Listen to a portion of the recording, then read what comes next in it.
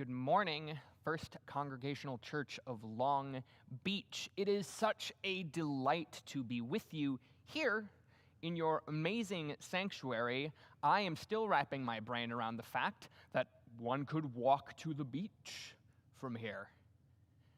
Certainly it's a little different than where I grew up in the Black Hills of South Dakota, just down the street, just down the road from the geographical center of the United States. Elena talked last week about how the ocean shapes your imagination and your idea of what is possible. Well, we don't have an ocean in South Dakota, and we don't have palm trees or beaches. But one thing we do have in common with Southern California is rattlesnakes. My closest encounter with a rattlesnake came when I was 6 years old. My family and I were driving across western South Dakota, which, if you've ever been there, you will know is empty. And our car broke down. And while we waited for the local tow truck to come, I toddled around through the grass on the side of the road. And then I heard suddenly that telltale rattling noise. My mother screamed, and my father proceeded to grab a shovel out of the back of our car and cut the rattlesnake into pieces. I remember that very distinctly. In her incredible article essay, A Uniquely American Animal, the Black poet Natalie Rose Richardson points out that around 7,000 people are bitten by rattlesnakes in the United States every year. And of those, only about 5 are fatal. Now, human beings, we evolved to be, if not afraid of snakes, at least really good at noticing them. It was a survival mechanism that our ancestors picked up from trial and error, unfortunately. But the thing about a rattlesnake is, like most snakes, they don't want anything to do with humans. It's not as if rattlesnakes are wandering around looking for people to bite. They're not aggressive creatures, unless you're a mouse, in which case, never mind. If a rattlesnake bites you, it's likely that you, like 6-year-old me, were blundering into their habitat. And perhaps it's unsurprising that the demographic, statistically speaking, that are most likely to be bitten by a rattlesnake and to die from snake bite in this country is intoxicated young white men. I'm a young white man, and though I'm not intoxicated right now, I have been at times in the past with my friends in the hills of the Black Hills of South Dakota, and it's not hard for me to imagine driving out to the woods with a cooler full of cheap beer and cracking open a few bottles, and then not realizing that you've wandered right into a rattlesnake's territory until you hear that telltale rattle and the fangs come down.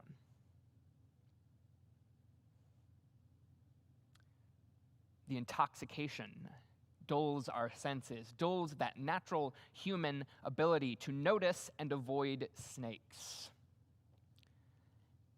And I find myself wondering, what was it that was intoxicating? What was it that was dulling the attention of the Israelites in the Sinai desert?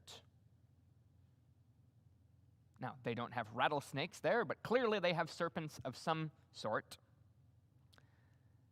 And you can tell that they weren't paying very close attention because of the hilarious observation they make that there's no water, there's no food, and also the food is terrible. We know that they've been wandering as perceptive Bible readers for several years on the other side of the Exodus, on the other side of their liberation from the Mitzrayim, the narrow places, Egypt, Pharaoh. And we know, too, that they are being fed with manna in the wilderness. But manna is that bread we need for today. It doesn't keep, it doesn't last. You can't hoard it. There's enough for today, there's enough for our need, and that's it. I wonder if they were afraid, those Israelites. Afraid that there wouldn't be enough for tomorrow, afraid of the wilderness in which they found themselves wandering for so many days. I wonder if they'd lost faith that the promise of a place to call home would ever become a reality, lost faith in the God who had liberated them from the hands of the Egyptians, from the hands of their oppressors. I wonder if, like Grayson and like many of you and like myself, they were simply tired. 40 years is a long time to be without a place to call home.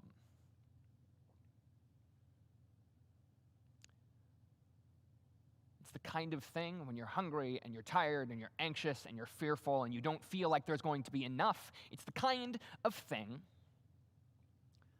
that can make you stop paying attention to the snakes that are right in front of you.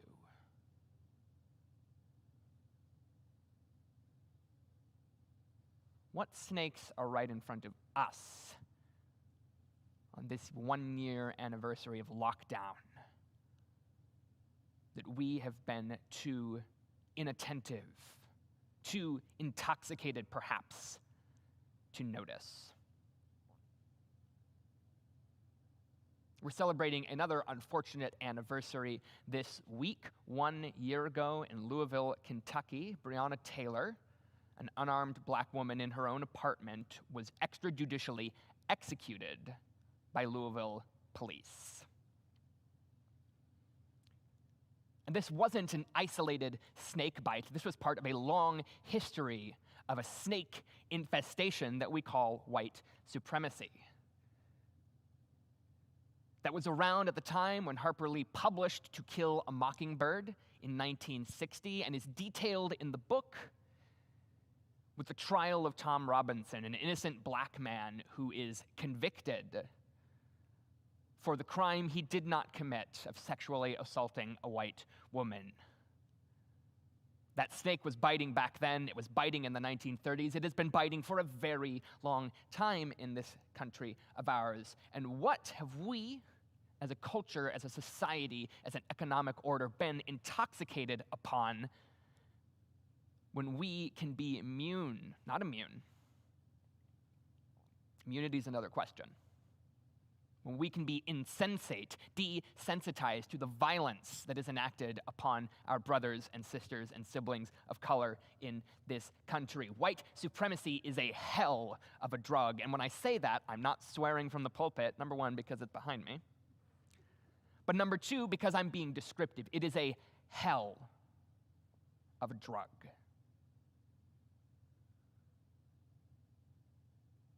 American imperial capitalism is a hell of a drug, too, because we've been at this pandemic business for a year now, more than a year. And you know as well as I do, living here in Long Beach in Los Angeles County, in one of the worldwide epicenters of the COVID pandemic, that we have lost 530,000 plus of our fellow Americans to the ravages of this plague.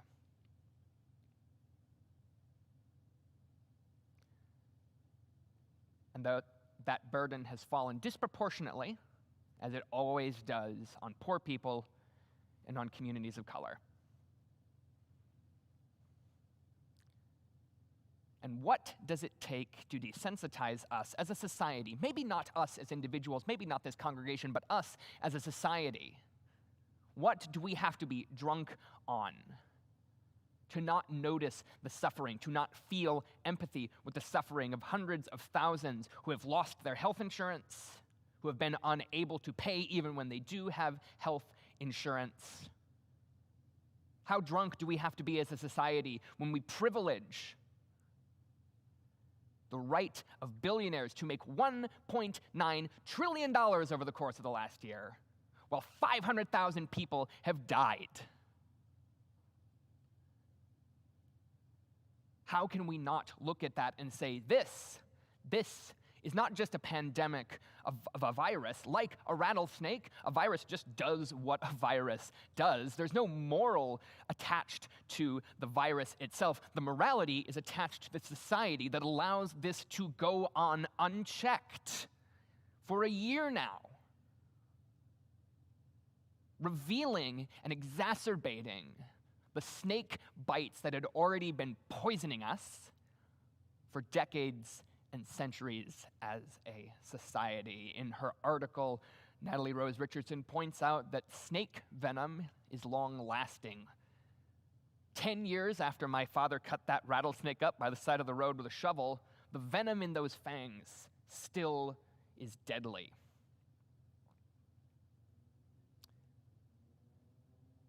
And so the question then is, how do we get healed? How do we become aware and attentive enough to notice the snakes? And then following on that, how do we get well?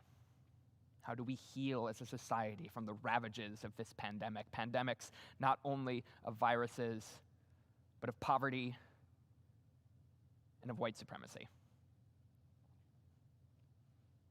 And I think our story of Moses and the Israelites in the wilderness offers some hope in the midst of that. I loved what Elena had to say about, we're not celebrating the pandemic. We don't give thanks for the violence and the death and destruction, but perhaps in the midst of it, we can find means of healing. The first thing God does is tells Moses to make a serpent out of bronze and lift it up. And that is a very strange way to start a healing process. God could have just magicked away the serpents. That would have been a perfectly legitimate way, one imagines, to go about healing the people. But God says, first, you need to make that serpent, and then you need to gaze upon it. You need to look. You need to pay attention, because if you've been bitten, chances are good you weren't paying attention in the first place. So the first thing you have to do is to start paying attention. To wrap back in the intoxication metaphor, our friends in the 12-step community will tell you that the first step to getting on the road to recovery is admitting you have a problem.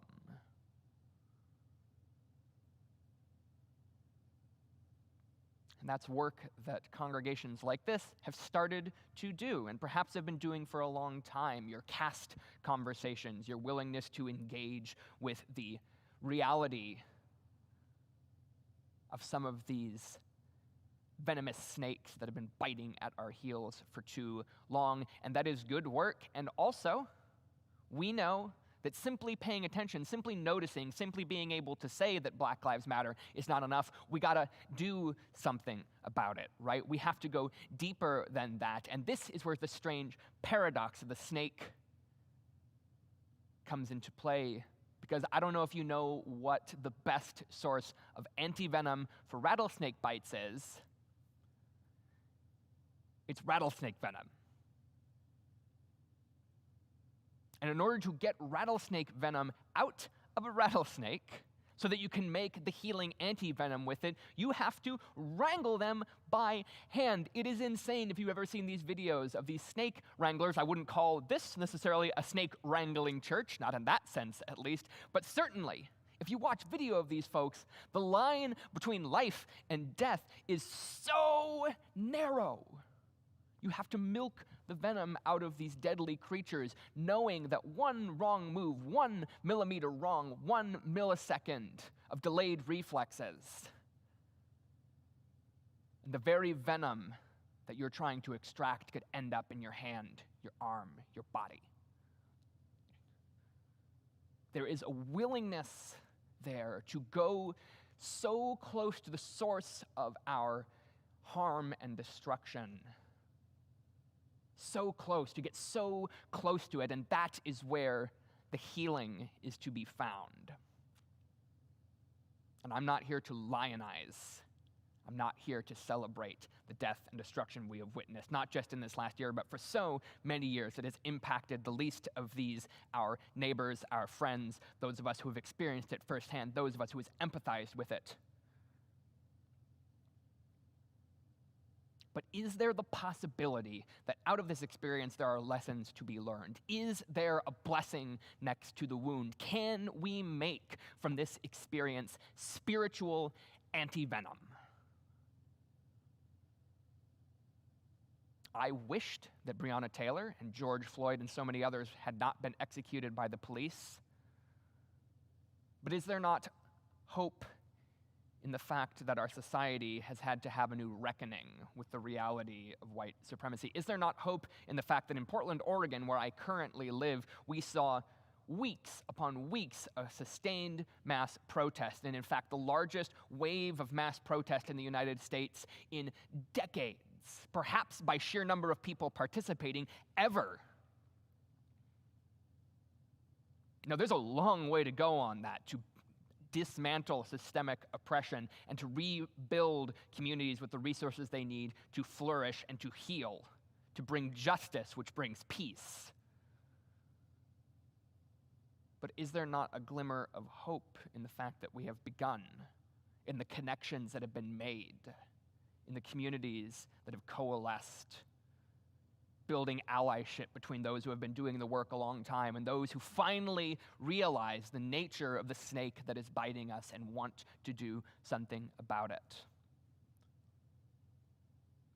I find hope in that. I wished we didn't have to have a global pandemic to show us the radical shortcomings of the US economy and medical industrial complex. But is there not hope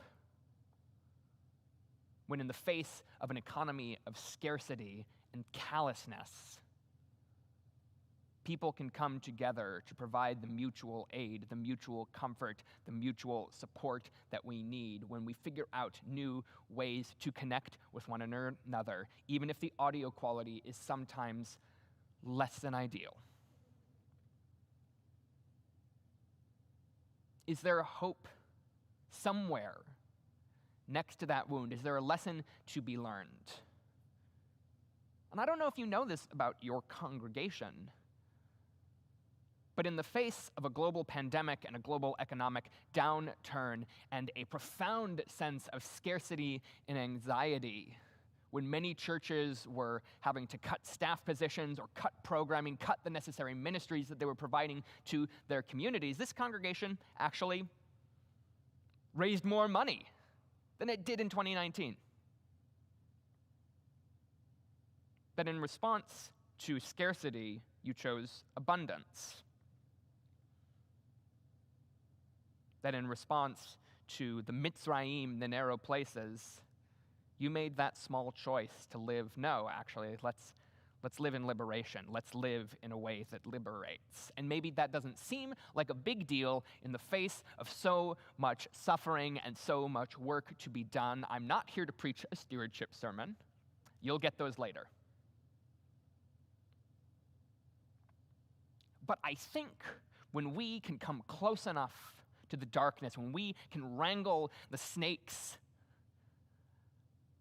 of economic inequality and systemic racism, of darkness, death, despair, when we can get close enough that they could in fact bite us, that the venom could go into our veins and choose still abundance, choose still healing. When we can do that, we open up cracks in the facade of our society where God's grace can pour through, where God's abundance can pour through. And perhaps that seems like a small thing, but it is the biggest thing in the world. And I sincerely hope that we get the chance to do that work of choosing abundance over fear, of choosing grace over scarcity, of coming close to the wound and drawing forth healing together. May we be a snake wrangling church, actually. May we be a community of spiritual antivenom. May we be willing to look at the source of our society's affliction, at the source of our affliction, and choose life, choose hope, choose grace, choose justice, choose peace. Here on this unfortunate anniversary, and forever how long we have to wander through this wilderness, with the promise that someday we might just catch a glimpse of the promised land. So may we live, so may we believe. Amen.